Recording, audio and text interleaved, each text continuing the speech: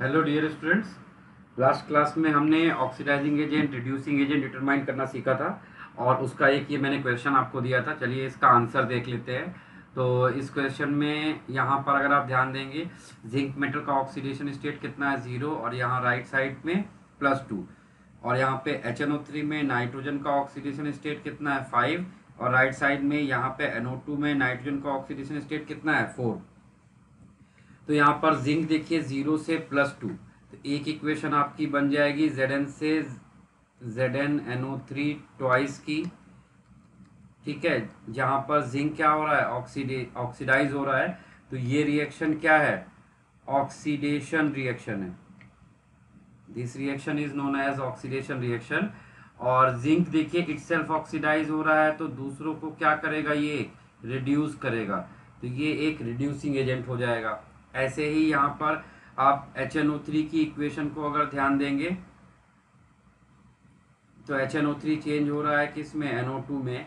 Nitrogen 5 से 4 में जा रहा है, रिड्यूस हो रहा है, मतलब ये एक रिडक्शन रिएक्शन है। और यहाँ पर नाइट्रोजन इटसेल्फ रिड्यूस हो रहा है, तो दूसरों को क्या करेगा, ऑक्सीडाइज।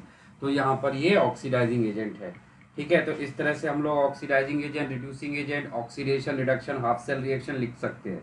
ठीक है, अपने आंसर्स को मैच कर लीजिए।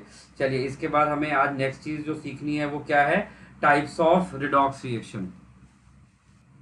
सबसे पहले हमारी टाइप्स ऑफ रिडॉक्स रिएक्शन में है normal redox reaction. Normal redox reaction की डेफिनेशन देखिए स्क्रीन पे, नोट कर लीजिए। Such redox reaction in which one compound oxidize and other compound reduce in two different compound, two different compound change into two different compound, one is oxidation, other one is reduction type। अब जैसे इस example में boron का oxidation number यहाँ पर 0 है और यहाँ पे बोरॉन का ऑक्सीडेशन नंबर 3 आ रहा है। ठीक है, तो आप अगर यहाँ पर ध्यान से देखेंगे तो बोरॉन से H3BO3 में इसका क्या हो रहा है, ऑक्सीडेशन हो रहा है।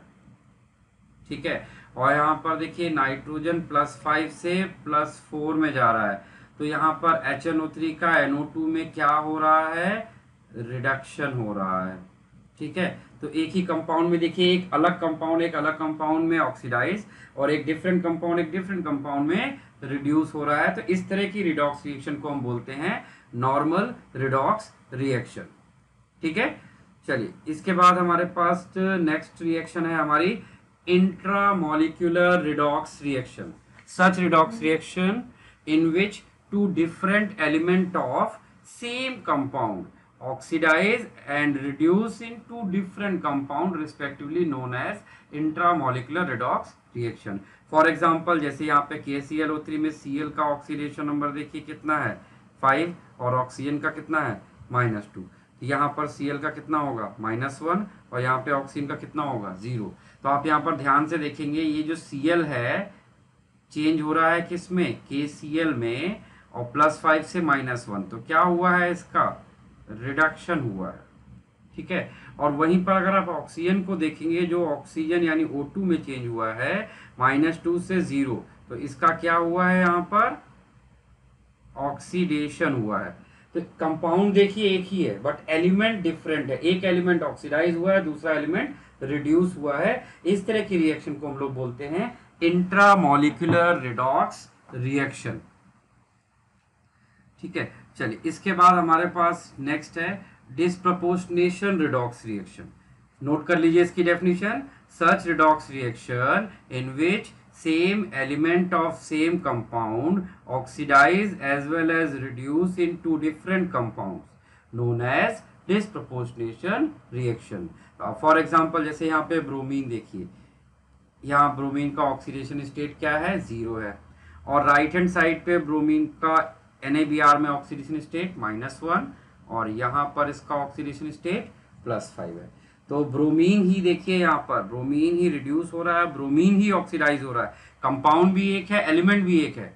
ऊपर क्या था, कंपाउंड एक था बट एलिमेंट डिफरेंट थे, बट यहाँ पे कंपाउंड भी एक है, एलिमेंट भी एक है, और एक रिड्यूस हो रहा है और एक ऑक्सीडाइज हो रहा है। ऐसी रिएक्शन को हम लोग बोलते हैं डिस्प्रपोर्शनेशन रिडॉक्स रिएक्शन। ठीक है, चलिए इसके बाद नेक्स्ट रिएक्शन है कम प्रपोर्शनेशन और रिवर्स ऑफ डिस्प्रपोर्शनेशन रिएक्शन। तो कम प्रपोर्शनेशन और रिवर्स ऑफ डिस्प्रपोर्शनेशन रिएक्शंस में की डेफिनेशन क्या है? Such redox reaction in which same element of two different compound oxidize as well as reduce in one compound known as comproportionation reaction. जैसे कि यहाँ पर NaBr NaBrO3 H2SO4, यहाँ पर Br का ऑक्सीडेशन स्टेट -1, यहाँ पे Br का ऑक्सीडेशन स्टेट 5 है और राइट हैंड साइड पे Br का ऑक्सीडेशन स्टेट 0 है। तो अगर आप यहाँ पर ध्यान देंगे, यहाँ पे ब्रोमीन NaBr का जो ब्रोमीन है वो इस Br2 में क्या हो रहा है? ऑक्सीडाइज हो रहा है। एट द सेम टाइम यहाँ पर NaBrO3 में ये जो ब्रोमीन है ये Br2 में रिड्यूस हो रहा है। तो एक ही दो अलग अलग कंपाउंड एक सिंगल कंपाउंड के अंदर oxidise as well as reduce दोनों हो रहे हैं। तो इस तरह की रिडॉक्स रिएक्शन को हम लोग बोलते हैं कम प्रपोर्शनेशन रिडॉक्स रिएक्शन। इसके बाद आता है intramolecular comproportionation. Such redox reaction in which two same element with different oxidation number of same compound oxidize as well as reduce in one compound। ये थोड़ा सा समझने के लिए ध्यान से समझिएगा।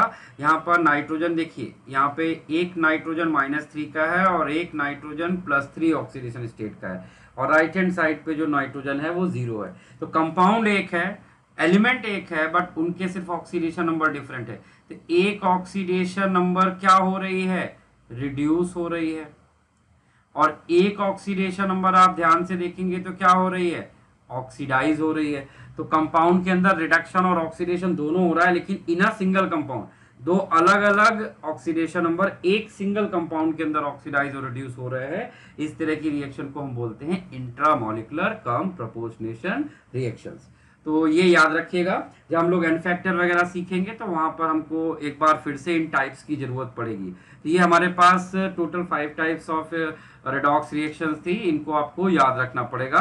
तो आपको कभी कभी एग्जाम में आइडेंटिफाई करने को आता है which of the following is redox और नॉट, ठीक है, which of the following is oxidising agent, which of the following particular compound is oxidise as well as reduce both. इस तरह के आपको आइडेंटिफिकेशन क्वेश्चन करने को आते हैं मेंस वगैरह में, नीट वगैरह में।